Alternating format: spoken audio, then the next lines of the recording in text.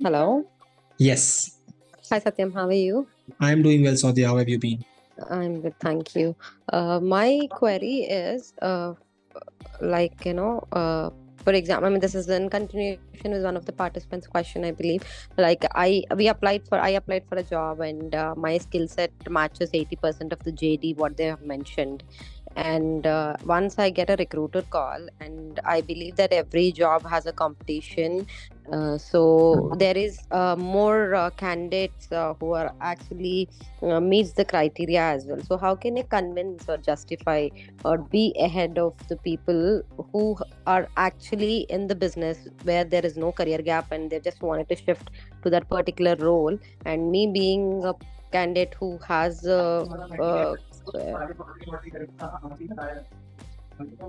has a gap, and how can I convince the recruiter that I am the best match for Yes, the yes, particular role yes. than the others who's actually there.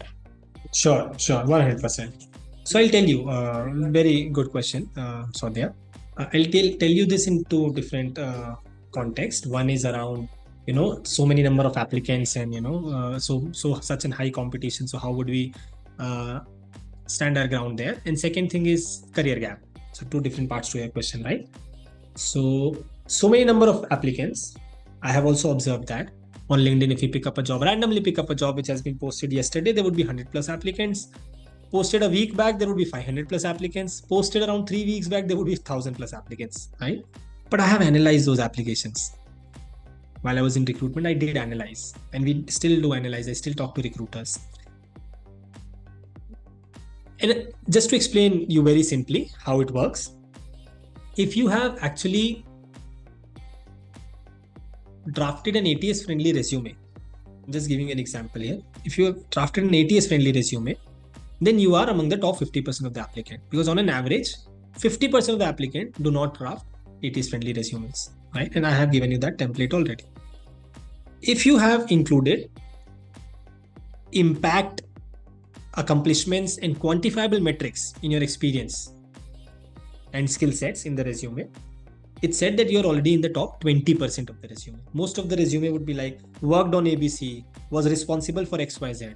Some resumes would be like executed ABC while working with a team of 8, which resulted in an efficiency increase of XYZ%, cost decrease of XYZ%, increase in a footfall of 300, 400, whatever it is. Few resumes would be like that, right? That takes you up to the top 20%. That's what I'm trying to explain. Next level, if you have actually looked at the JD and customized your resume according to what is asked there, you have taken that much effort, then you are among the top 10% of the applicant, right? On an average, I'm giving you these figures, but these are very valid.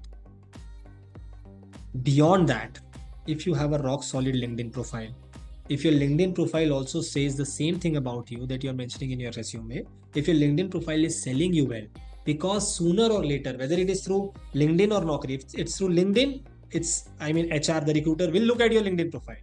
If it's a given because it's coming through LinkedIn. Even if it's through Naukri, and if they like your profile, they like your resume, they will check you out on LinkedIn. And if your profile is optimized, it's pitched in the right manner, which I've already told you in the video, and there are a lot of templates as well.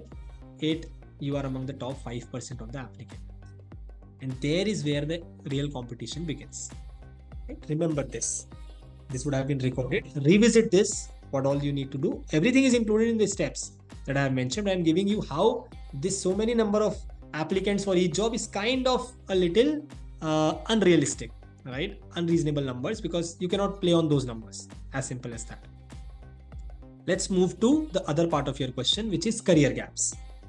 So there is a story out here which I have we read like in Panchtantra when we were small, that there was a contest going on, and for the smartest person in the room, and the guy who was hosting the contest launched the contest by saying that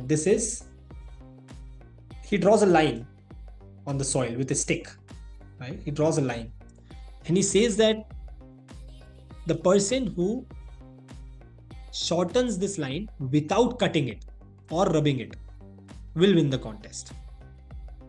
The person who shortens this line without cutting or rubbing it will win the contest. Anybody of you who have heard of this story, type me in the chat box. Who won and what did he do? What did he or she do, like whoever won the contest? What did he do, Saudya? He just drew a bigger line beside Yes, it. he drew a bigger line. He drew a bigger line. That is, so he did not do anything to the shorter line. He just drew a bigger line. It's a concept that's applicable to life in your career as well. If your career gap is looking as the biggest line in your resume as of now to the recruiter, because it is the most recent thing, it is something that has happened to you just a while back, and when it's the resume is coming to you, it's showcasing the career gap thing, then you have to draw a bigger line. That means upskilling, that means project experience, that means your most recent thing should not even be the career gap. It should be a well enriched project that you have done and you have mentioned in your resume as well as your LinkedIn profile. More enriched that project is, more suited that project is to the target job description, highly likely recruiters will focus there and not on the smaller line, which is your career break. It will still come up because you'll still be classified as somebody who had a career gap, but not somebody who has a career gap. Somebody who had a career gap and is already back to the industry. That is the kind of impression that we want to create, right? So if we go directly competing with people who do not have career gaps, who are already in the industry, that is again an unrealistic comparison, because we cannot compare with them. They're already working in the company. But when it comes to the HR, if I am recruiting for a person, if there is a person who is, let's say, working in the industry, is placed at, let's say, I'm just giving a random figure here, let's say it's placed at 12 lakhs per annum, right?